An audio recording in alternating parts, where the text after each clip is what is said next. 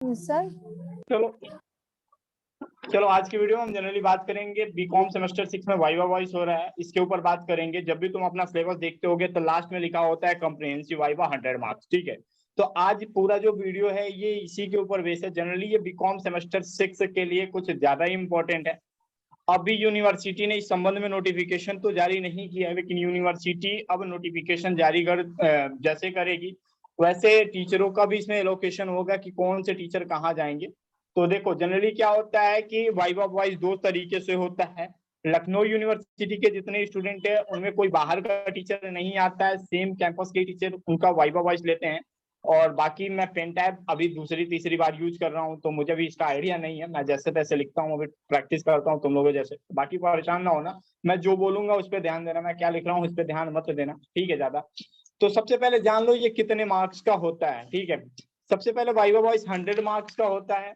और आपका जो कॉलेज है उसे दो तरीके से करा सकता है, या तो वो ऑनलाइन करा सकता है या तो वो ऑफलाइन करा सकता है, ठीक है। और ये कब तक होने की उम्मीद है, तो 10 जून के बाद से टीचरों का एलोकेशन हो जाएगा, ठीक है। ये सारी बातें क्लियर हो गई कि 10 जून तक टीचर मतलब टीचर जाएंगे आपके कॉलेजेस में, 10 जून तक ये कंफर्म हो जाएगा।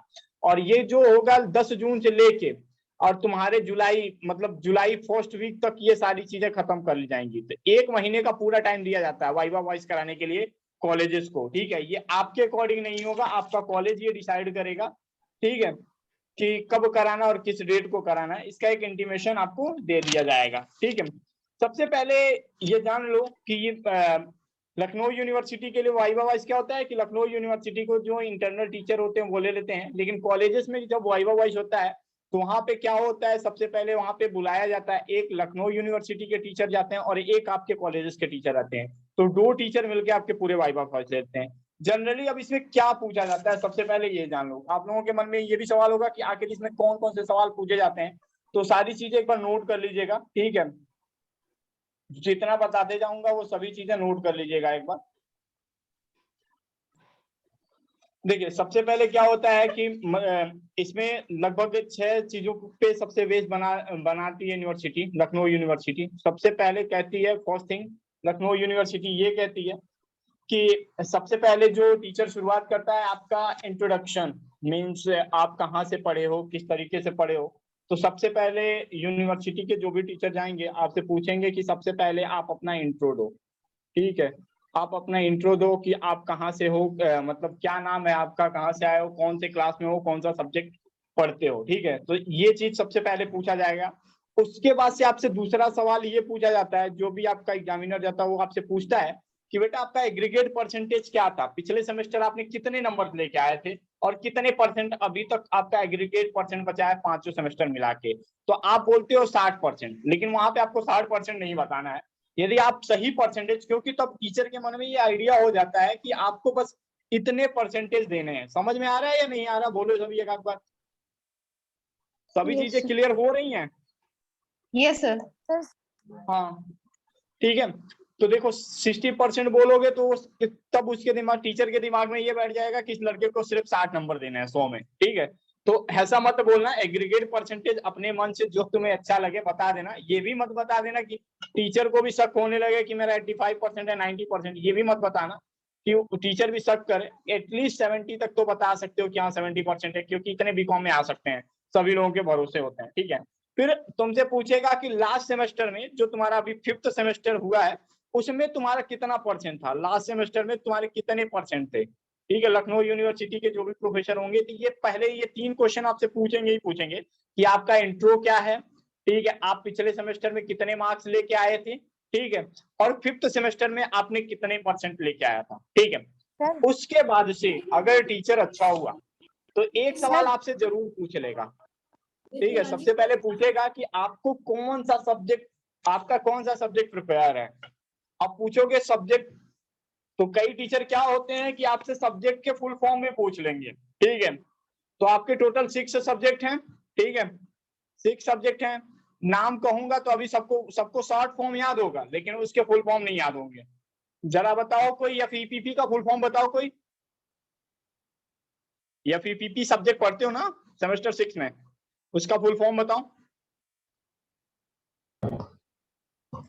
Fundamental of entrepreneurship and project planning. ठीक है, थैंक यू। अच्छा बताइए, चलो एबीएस का फुल फॉर्म बताओ। Applied and Business Stats. ठीक है, आईटीएलए का फुल फॉर्म बताओ। Income tax law and accounts. हाँ देखो, ये इस तरीके से सब्जेक्ट के पहले फुल फॉर्म पूछे जाते हैं। टीचर सबसे पहले आपसे फुल फॉर्म पूछता है कि आपको सब्जेक्ट के मतलब कौन सा सब्जेक्ट आपने प्रिपेयर किया। जब जैसे ही आप पूछ बोलोगे आईटीएलए, तो कभी टीचर को शॉर्ट फॉर्म में मत बताना, पूरा सब्जेक्ट का नाम बताना, ठीक है। उसके बाद से कब आपको ये पूछेगा कि आपका सबसे फेवरेट सब्जेक्ट कौन सा, मतलब 6 सेमेस्टर की आपने पढ़ाई पूरी कर ली, पूरे बीकॉम की पढ़ाई आपने पूरी कर ली है, तो आपका फेवरेट सब्जेक्ट कौन सा है वो बताइए, ठीक है।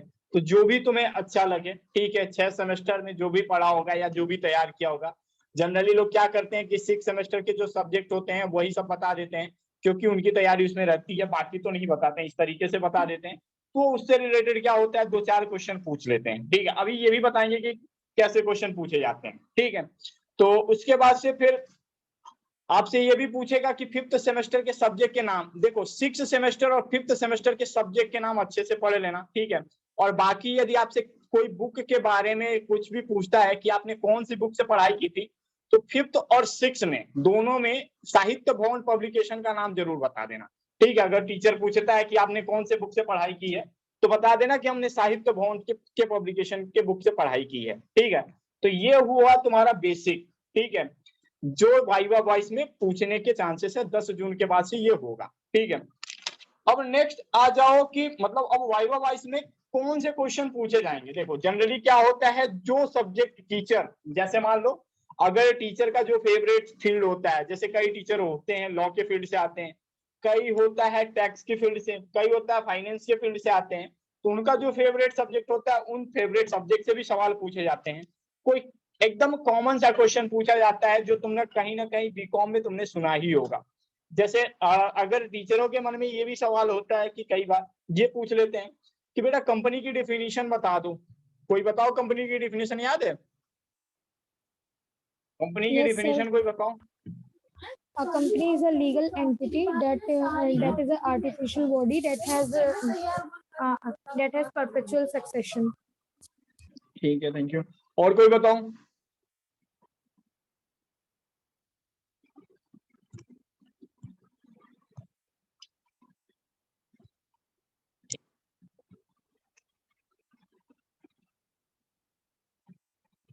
Sir, there is a और कोई doubt. नहीं। हेलो, सुन पा रहे हो Sir, सभी?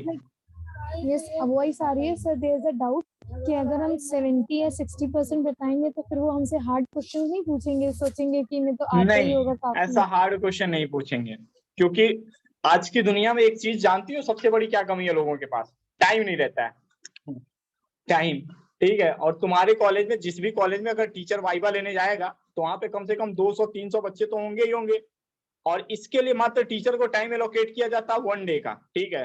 तो एक तुम ही उनके सामने नहीं हो कि तुमसे ही सारे क्वेश्चन पूछ लेंगे, ठीक है। तो ये टाइम सबसे बड़ा फैक्टर है टीचरों के सवाल पूछने का, ठीक है। तो देखो कौन कौन से क्वेश्चन पूछे जाएंगे, एक बार क्वेश्चन अगर नोट करना चाहो तो कर सकते हो। पहली बात, जो मतलब टीचर लॉ की फील्ड से होगा तो कंपनी लॉ से रिलेटेड तुमसे सवाल जरूर पूछेगा। जैसे कंपनी का डिफिनीशन अभी बताया, company means a company which registered under any act और प्रीवियस एक्ट। अभी इन्होंने बताया कि एक लीगल एंटिटी होती है, तो इस तरीके से भी सवाल पूछे जाएंगे। उसके बाद से एक सवाल सबसे कॉमन पूछा जाता है कि एजीएम क्या होता है। एजीएम क्या होता है और क्यों कंडक्ट किया जाता है, जरा बताओ। एजीएम का फुल फॉर्म क्या होता है? सबसे पहले एनुअल जनरल मीटिंग होता है, ठीक है। और ये कब होता है? हर 6 मंथ, मतलब जब भी फाइनेंशियल ईयर इन होने वाला होगा उससे 6 महीना पहले ये एजीएम कंडक्ट कराया जाता है, ठीक है। और इसमें ये डिसीजन लिया जाता है कि शेयर होल्डर की सभी बातों को सुना जाता है, और ये डिसाइड होता है कि कंपनी की फ्यूचर पर्सपेक्टिव क्या होंगे, कितने शेयर एलोकेट होंगे, इस तरीके के डिसीजन वहां पे एजीएम में लिए जाते हैं, और वहां पे वोटिंग होती है, ठीक है। तो ये सारे फैक्टर होते हैं एजीएम में, ठीक है। अब एजीएम के बारे में सबसे ज्यादा सवाल पूछा जाता है। नेक्स्ट सवाल पूछा जाता है कि मतलब कंपनी के जो भी मतलब डायरेक्ट कंपनी के डायरेक्टर का क्या रोल होता है। तो सबसे बड़ा यही रोल होता है कि जो जब कंपनी की जो भी एनुअल रिपोर्ट होती है उसी चीज को पब्लिश करना होता है, जो भी कंपनी का डायरेक्टर होता है वो होता है, ठीक है। तो ये सवाल पूछे जाते हैं। और कंपनी लॉ से 2 सवाल और बन सकते हैं। एक प्राइवेट कंपनी और पब्लिक कंपनी में डिफरेंस पूछ लिया जाएगा। हमें नहीं लगता कि जितने लोग यहाँ पे हो कोई इसका डिफरेंस ना बता पाए। कोई है ऐसा जो इसका डिफरेंस ना जानता हो? प्राइवेट कंपनी और पब्लिक कंपनी के डिफरेंस जरूर देख लेना, ठीक है। ये भी सवाल पूछा जा सकता है, ठीक है। जनरली ये लॉ के टीचर पूछेंगे। और देखो 2-3 टीचर अपॉइंट होते हैं, एक फाइनेंस के फील्ड से टीचर अपॉइंट होते हैं और एक लॉ के फील्ड से टीचर अपॉइंट हो जाते हैं, और जो भी और एक बिजनेस एडमिनिस्ट्रेशन डिपार्टमेंट से जो अपॉइंट होता है तो वो तुमसे एफईपीपी के सवाल। तो जिस सेक्टर का जो टीचर होता है उससे ज्यादा सवाल पूछे जाते हैं, तो इस बात का ध्यान रखना, ठीक है। तो अब देखो जनरली इसमें कंपनी लॉ में 2 सवाल और पूछेंगे टीचर। सबसे पहले पूछेंगे कि सर्टिफिकेट ऑफ इनकॉर्पोरेशन क्या होता है, ठीक है, और कमेंसमेंट सर्टिफिकेट में अंतर क्या होता है। तो दोनों सर्टिफिकेट ऑफ इनकॉर्पोरेशन मिलने के बाद प्राइवेट कंपनी क्या करती है, अपना बिजनेस स्टार्ट करती है, जबकि पब्लिक कंपनी अपना बिजनेस तभी स्टार्ट कर सकती है जब उसको कमेंसमेंट ऑफ बिजनेस सर्टिफिकेट मिल जाता है, तभी वो अपने बिजनेस स्टार्ट कर सकती है, ठीक है। और उसके बाद से तुमसे इनकम टैक्स से देखो एक सवाल सबसे पूछा जाएगा। कोई भी टीचर आएगा तुमसे इनकम टैक्स का तो सबसे पहले पूछेगा कि असेसमेंट ईयर और प्रीवियस ईयर में क्या डिफरेंस होता है, ठीक है। तो असेसमेंट ईयर क्या होता है, जो प्रीसीडिंग ईयर है, जो साल चल रहा है उसको हम कहते हैं असेसमेंट ईयर। और प्रीवियस ईयर जो जिस ईयर मतलब जो प्रीवियस ईयर होता है, मतलब जो प्रीसीडिंग ईयर के पहले ईयर होता है, ठीक। हाँ, जिसमें हमें क्या करना है, असेसमेंट ईयर में जिसके टैक्स को पेड करना है उसको क्या करते हैं, प्रीवियस ईयर कहते हैं। तो ये पूछा जाएगा। और उसके बाद से एक सवाल पूछ लेते हैं इनकम टैक्स में कि कितने हेड्स होते हैं, हेड्स ऑफ इनकम, ठीक है। तो कितने हेड्स होते हैं, ये 100% क्वेश्चन तुमको एमसीक्यू में मिलेगा। कितने हेड्स होते हैं इनकम टैक्स में? 5 हेड होते हैं। हाँ, सबसे पहला कौन सा होता है, इनकम फ्रॉम सैलरी। हाँ, income from house property, income from other profit organisation. हाँ, फिर इनकम फ्रॉम पीजीपीपी, फिर फिर कैपिटल गेन होता है, फिर अदर सोर्सेस। हाँ, तो ये 5 हेड से क्वेश्चन पूछ लिए जाते हैं। और उसके बाद से देखो क्योंकि इनकम टैक्स में तो अभी ये 2-3 है, तो आज मेरा लाइव सेशन इसी पे था कि मतलब इन 2-3 चीजों को तैयार कर लेना। और बाकी ये परसेंटेज का जो फैक्टर बताएं ये कोई भी मतलब मिस ना करना, जो भी पूछेंगे टीचर क्लियरली। देखो अगर तुम्हें सवाल का जवाब आता हो तो तुरंत बता देना, वहां पे टाइम मत वेस्ट करना कि सर मुझे नहीं आता, वो तुरंत तुमसे दूसरा सवाल पूछ लेंगे। ये मतलब मत सोचना कि 1 मिनट रुक जाऊं, 2 मिनट रुक जाऊं, तो रुकने का टाइम नहीं होगा, क्योंकि वहां पे 200-300 जैसे लखनऊ यूनिवर्सिटी में टोटल 800 स्टूडेंट हैं, तो उनको जल्दी जल्दी खत्म करना होगा, ठीक है। तो तुम्हारा भी काम है जल्दी जल्दी आंसर देना, ठीक है। और इसमें क्या होता है, देखो अगर स्टूडेंट सभी चीजें बताता तो एग्रीगेट एटलीस्ट 70-73 मार्क्स सबको दिए जाते हैं, चाहे वो अफिलिएटेड कॉलेज का स्टूडेंट हो चाहे कोई भी हो, भले ही कुछ नहीं। बस तुम्हें अपने अंदर क्या लेना चाहिए, कॉन्फिडेंस होना चाहिए कि हाँ तुम इतने साल मतलब तुमने कुछ पढ़ा है और जवाब दे रहे हो, ठीक है। तो ये सारी चीजें हैं जो वाइवा वॉइस में पूछे जाएंगी, ठीक है। इससे रिलेटेड क्वेश्चन हमने क्या किया है, गूगल क्लासरूम पे किसी ने चेक किया था? गूगल क्लासरूम पे किसी ने चेक किया है? Yes sir. हाँ, किसी ने पढ़ा था? इससे रिलेटेड मैंने क्वेश्चन अपडेट किया था। यस सर, पढ़ा था। सभी पढ़ लियो जितना किया था? No sir, I will study. बताओ। देखो जितने क्वेश्चन वहां अपडेट हैं उसे एक बार ध्यान से देख लेना, ठीक है। वो सभी क्वेश्चन तुम्हारे लिए बहुत इंपॉर्टेंट है, ठीक है। घुमा फिरा के वही सारे सवाल पूछे जाएंगे। और जिस दिन ये वाइवा वॉइस होगा उस दिन कोई एब्सेंट मत होना, वरना तुम्हारे ये जो 70-80 नंबर हैं वो चले जाएंगे। ये दोबारा से नहीं होता, सिर्फ एक दिन शेड्यूल होता है, एक दिन में पूरे टीचर करा के खत्म करना होता है इसे, ठीक है। और ये तुम्हारा 10 जून के बाद से होना शुरू हो जाएगा तुम्हारे कॉलेजेस में, जो भी तुम्हारा कॉलेजेस होगा वहां जून 10 के बाद से शुरू हो जाएगा। तो समझ में आ गया कैसे होगा क्या होगा? अब किसी को कोई भी डाउट हो तो एक बार पूछ लो। सर हम अपनी लैंग्वेज में एक्सप्लेन कर सकते हैं उनको, मतलब डेफिनेशन वगैरह ना समझा के हिंदी में एक्सप्लेन? हाँ, हिंदी इंग्लिश कुछ भी बोल सकते, बस वहां जाके तुम्हें बोलना है, शांत नहीं रहना है, ठीक है। क्योंकि टीचर भी हिंदी जानता है इंग्लिश जानता है बच्चे को, बस वहां पे चुप नहीं रहना है।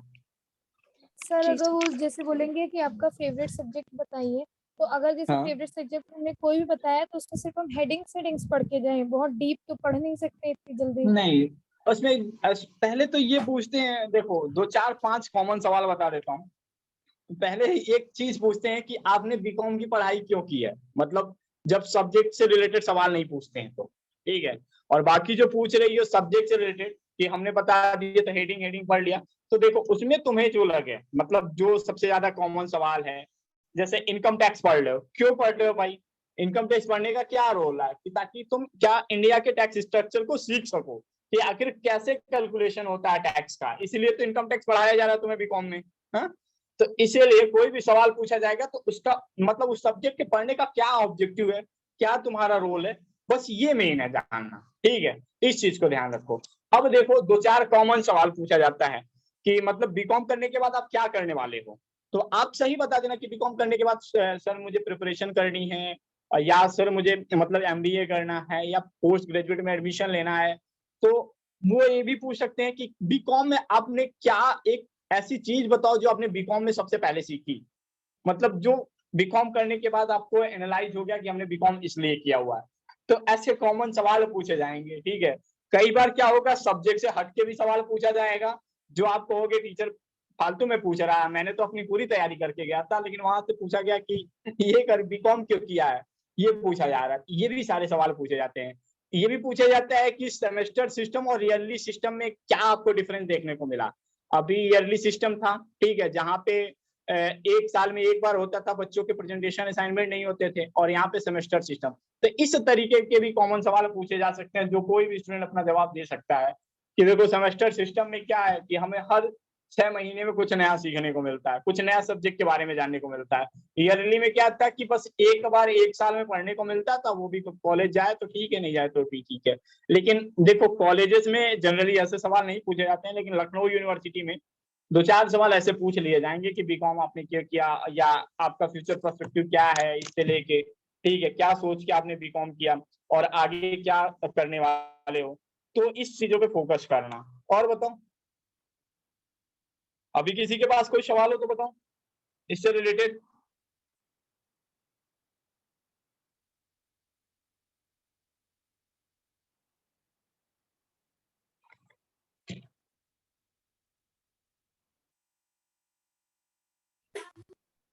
कोई बोल नहीं रहा, सभी शांत हो। डर लग रहा है क्या? देखो डरना नहीं, टीचर वही, हाँ डरना नहीं, टीचर वही होंगे जो टीचर तुम्हें पढ़ाए होंगे। तुम्हारे भी टीचर सामने होंगे, लखनऊ यूनिवर्सिटी जो टीचर जाएंगे वो भी तुम्हारे सामने होंगे, तो दोनों लोग सामने होंगे, ठीक है। उसमें डरने की कोई बात नहीं है। अगर कहीं तुम थोड़ा बहुत रिटर भी करते हो तो तुरंत वो टीचर तुम्हारे लिए क्वेश्चन भी, मतलब ये नहीं क्वेश्चन तो ये बता दो, ठीक है, तो इस तरीके से पूछ सकते हैं, ठीक है।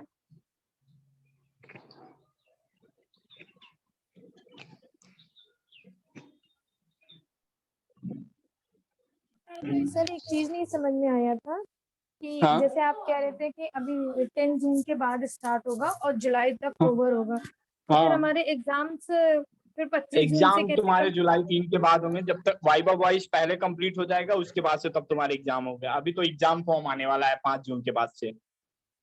जैसे ओके जैसे सर। एग्जाम फॉर्म भराते जाएगा वैसे वैसे तुम लोग के वाइवा वॉइस होते जाएंगे, क्योंकि इसे ऑफिशियली ओके जब तक सर। तुम्हारा रोल नंबर या फॉर्म नंबर एलोकेट नहीं होता है तब तक वाइवा वॉइस के मार्क्स नहीं चढ़ पाते हैं। तो जब एग्जाम फॉर्म भरने लगोगे उसी में ये सारी चीजें हो जाएंगी, ठीक है। सर एग्जाम अपने फॉर्म भरना सबसे जरूरी है। हाँ सर एंटरप्रेन्योरशिप के कुछ कॉमन क्वेश्चंस बता देते हैं जैसे वो पूछे अगर, फंडामेंटल देखो ऑफ आजकल एंटरप्रेन्योरशिप। का सबसे मतलब ये पूछ सकते हैं, जैसे मान लो अभी कॉन्सेप्ट आया है 1 डिस्ट्रिक्ट 1 प्रोडक्ट का, ठीक है।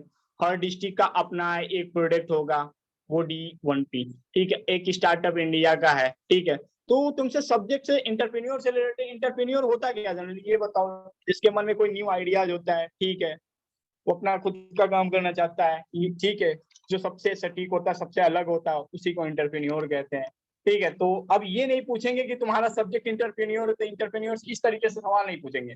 कहेंगे कि स्टार्टअप इंडिया को क्यों लाया गया, ठीक है।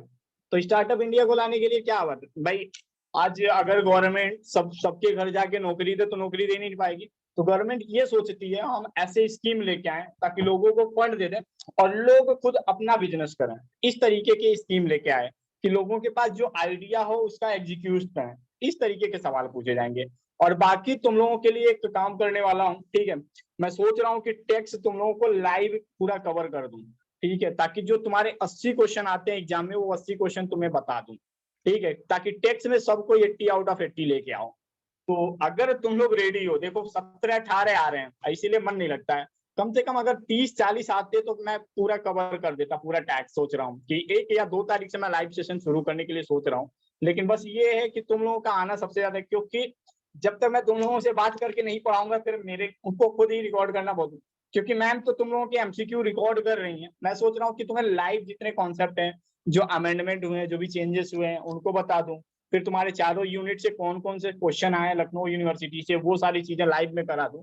तो मैं यही सोच रहा हूँ, लेकिन क्या होता है कि तुम लोग के का जो पार्टिसिपेंट्स होते हैं वो बहुत कम होते हैं, फिर थोड़ा मन नहीं करता है। तो ये पर चीजें सर जो सोच के तुम पढ़ना लोग बताना। चाहते हैं सर जो सर पढ़ना चाहते हैं टाइमिंग आप उनके लिए बता दीजिए पहले। टाइमिंग जो भी रहेगा वो 6 to 8 के बीच में रहेगा, ठीक है, क्योंकि हम लोग इसी टाइम अधिकतर खाली रहते हैं। बाकी दिन में मेरी भी क्लासेस होती हैं, 11 से 1 बजे तक क्लास होती है, फिर 3 to 5 मेरी क्लास होती है, तो मैं इस टाइम तो नहीं, लेकिन मैं सोच रहा हूँ कि ये सारी चीजें कवर कर दूं तुम लोगों को। इनकम टैक्स तो एटलीस्ट मैं करा दूं पूरा। जी sir. Yes sir, that will be great. क्योंकि मैं सोच रहा हूँ इनकम टैक्स ऐसा सब्जेक्ट है, क्योंकि लखनऊ यूनिवर्सिटी में देखो टैक्स से ज्यादा मतलब न्यूमेरिकल भी नहीं आता है और पूरा थ्योरी आता है, लेकिन क्या होता है वो कॉन्सेप्ट बेस्ड क्वेश्चन होता है, ठीक है। जैसे एसएससी कौन होता है ये पूछा जाता है, एसएससी वो पर्सन होता है जो टैक्स पे करता है, ठीक है, जो थ्रेशोल्ड होल्ड लिमिट होती है उससे ज्यादा होता है वो टैक्स पे करता है, तो वही एसएससी होता है, ठीक है। अब एसएससी में भी एसएससी की भी कितने टाइप के होते हैं, तो 3 एसएससी होते हैं, एक नॉर्मल होता है, रिप्रेजेंटेटिव होता है, डीम्ड होता है। तो इस तरीके के क्वेश्चन जो है ना, जैसे तुम्हारे मतलब मैं कॉन्सेप्ट बताऊं, कॉन्सेप्ट बताने के बाद तुम्हें क्वेश्चन भी बता दूं 5-6 एमसीक्यू जो उससे रिलेटेड आते हैं, तो मैं इस तरीके के लिए सोच तो रहा हूँ, लेकिन क्या होता है थोड़े पार्टिसिपेंट कम पड़ जाते हैं, इसमें मुझे दिक्कत होती है। बाकी मुझे पढ़ाने में कोई दिक्कत नहीं है, क्योंकि मैं भी सोचता हूँ कुछ ना कुछ करूँ। अब और तुम सर लोग जो बताना आप सोच के, ठीक है।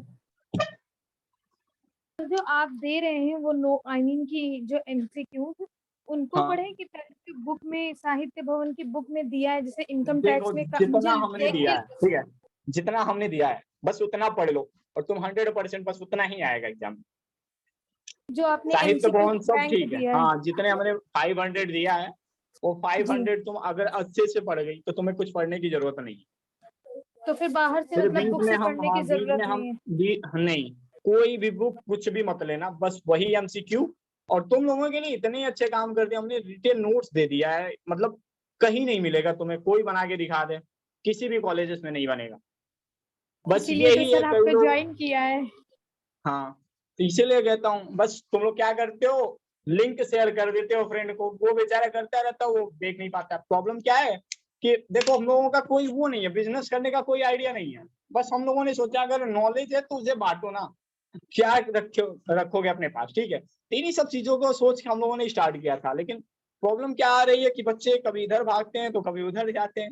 हम लोग कहते हैं कि जितनी चीजें, अभी देखो सेकंड सेमेस्टर का एग्जाम हुआ था, सारे क्वेश्चन उसी से आते हैं। अभी जो 5th सेमेस्टर में पढ़ रहे हैं उनसे भी पूछो कितना हेल्पफुल रहा हमारे सारे नोट्स, इसलिए हम लोग सोच रहे हैं। तो बाकी तुम लोग अपने फ्रेंड को भी शेयर करना, और ये वीडियो मैं जनरली शेयर करने वाला हूँ, ठीक है, यूट्यूब पे भी डालूंगा, क्योंकि वाइवा वॉइस से रिलेटेड बहुत सारे सवाल आ रहे थे, तो इसे बताएं। तो ये सारे क्वेश्चन तुम्हारे वाइवा वॉइस में पूछेंगे। देखो आज एक सेशन हो गया, सेकंड सेशन भी लेके बता दूंगा, क्योंकि तब तक मैं अपने भी टीचरों से कंफर्म कर लूंगा कि वो लोग क्या सोच रहे हैं, ठीक है। उनसे कल परसों कंफर्म करके फिर मैं एक मतलब वाइवा वॉइस का एक और सेशन लेके कवर कर लूंगा। उसके बाद से फिर मैं ITLA के लिए मैं सोच रहा हूँ, ठीक है। मैं स्टूडेंट को बोल रहा हूँ ग्रुप में, अगर वो रेडी होते हैं तो फिर हम लोग ITLA की लाइव क्लास करेंगे, ठीक है। और ये लगभग हम 10 दिन, अगर मैं 7 लाइव क्लास ले लिया तो ये पूरा तुम्हारा चारों यूनिट कवर हो जाएगा, और तुम इतने एबल हो जाओगे कि 80 आउट ऑफ 80 MCQ करके आओ एग्जाम में। तो इन सब चीजों को हम लोग शुरू करने वाले हैं, ठीक है। और बाकी किसी को कोई कंफ्यूजन अभी नहीं हो तो बता दो।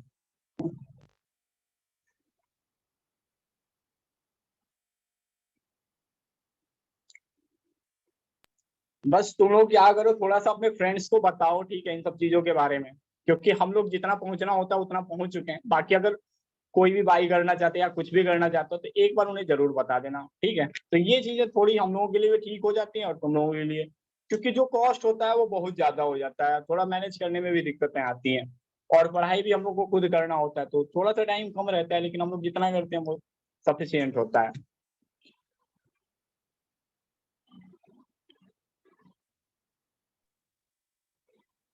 सर वाइवा में सेंसस से भी सवाल पूछ सकते हैं क्या वाइवा में? स्टैट्स में जो स्टैटिक से भी सवाल पूछ सकते हैं, कितना रेशियो रहा। हाँ, ये पॉपुलेशन को लेके पूछते हैं, ठीक है, कई बार। लेकिन जो तुम्हारा जो उन लोगों का जानते हो, अधिकतर जो टीचर है ना वो फाइनेंस से एलोकेट किए जाते हैं, मतलब कॉमर्स के टीचर एलोकेट किए जाते हैं। तो कॉमर्स वाले जो टीचर होते हैं वो स्टेट और इकोनॉमिक्स पे नहीं ध्यान देते, ठीक, ये भी सब दिक्कतें आती हैं वहां पे, ठीक है। तो हम लोगों का जो था उसमें क्या था कि मतलब वो MBA डिपार्टमेंट से टीचर थी, तो उन्होंने जो भी सवाल पूछे थे वो अधिकतर कंपनी लॉ से रिलेटेड था या इन सब चीजों से रिलेटेड था, जो भी कॉमर्स से रिलेटेड होगा, ठीक है। बाकी मैं एक सेशन और लाइव लूंगा वाइवा वॉइस पे, ठीक है, उसके बाद से हम लोग इनकम टैक्स शुरू करेंगे, ठीक है। देखते हैं इनकम टैक्स से कितने लोग रेडी होते हैं, फिर हम लोग शुरू करेंगे। नहीं तो मैम तुम लोगों को वो रिकॉर्डिंग कर रही हैं, तो सबसे पहले हम 6 सेमेस्टर के पूरे मतलब जितने हम 500 MCQ दिए हैं वो रिकॉर्ड कराने के बाद मैम वो रिकॉर्ड करेंगी, बाकी मैं तुम लोगों को कॉन्सेप्ट पूरा समझा दूंगा, ठीक है, ट्राई करता हूँ। और सर अप्लाइड स्टैटिस्टिक्स में वो नहीं आएगा, अब आई मीन कि ज्यादा क्वेश्चंस नहीं आए, क्वेश्चंस इन द सेंस कि प्रैक्टिकल नहीं आएंगे ना? नहीं, प्रैक्टिकल नहीं आएंगे, क्योंकि देखो एग्जाम में भी क्वेश्चन प्रैक्टिकल पूछेंगे तो उन्हें भी पता है स्टूडेंट के पास केवल 90 मिनट है, 80 क्वेश्चन करने हैं।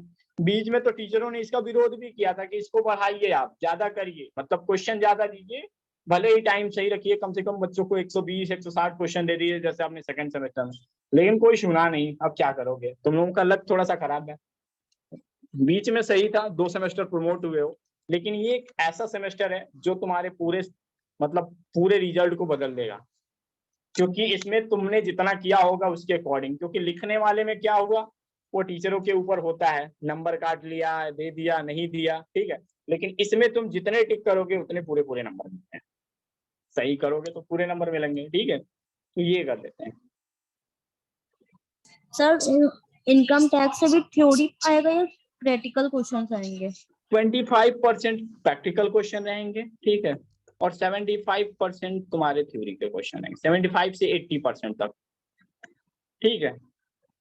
सर एक और वो और बताऊंगा बात जब मैं क्लास लूंगा ना, तो तुम्हें बता दूंगा कौन कौन से क्वेश्चन आ रहे हैं, कौन कौन से क्वेश्चन, जैसे जैसे मैं बढ़ाते जाऊंगा वैसे वैसे तुम्हें उस टॉपिक के ऊपर 10 से 15 MCQ बताते चला जाऊंगा हर से, लगभग मैं तुम्हें 200-250 MCQ खुद से लिखवा दूंगा वहां पे, और उसी में से 80-100% उसी में से आएगा, बाकी उसमें से कोई कुछ नहीं आ सकता।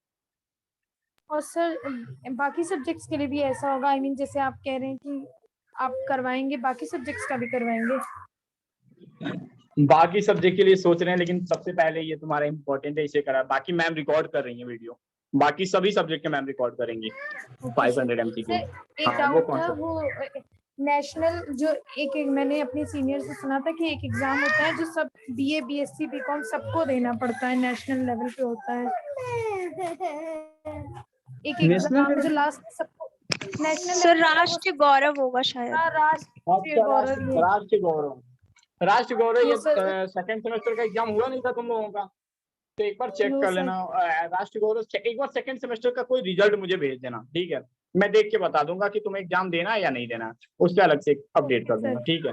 क्योंकि अगर उसमें प्रमोट, वैसे सेकंड उसमें कोई प्रमोट नहीं किया जाता है, नहीं प्रमोट किया गया होगा तब सबको देना होगा, अगर प्रमोट कर दिया गया होगा राष्ट्रीय गौरव में भी तो नहीं देना होगा। तो एक बार मैं तुम लोगों का सेकंड सेमेस्टर का रिजल्ट देख लूंगा, तो होगा, नहीं होगा तो फिर मैं उसके 2-4 पेपर अपलोड कर दूंगा, देख लेना तुम लोग, ठीक है। सर जिन्होंने राज गौरव का पेपर ही नहीं दिया है और लास्ट सेमेस्टर में उनको देना है,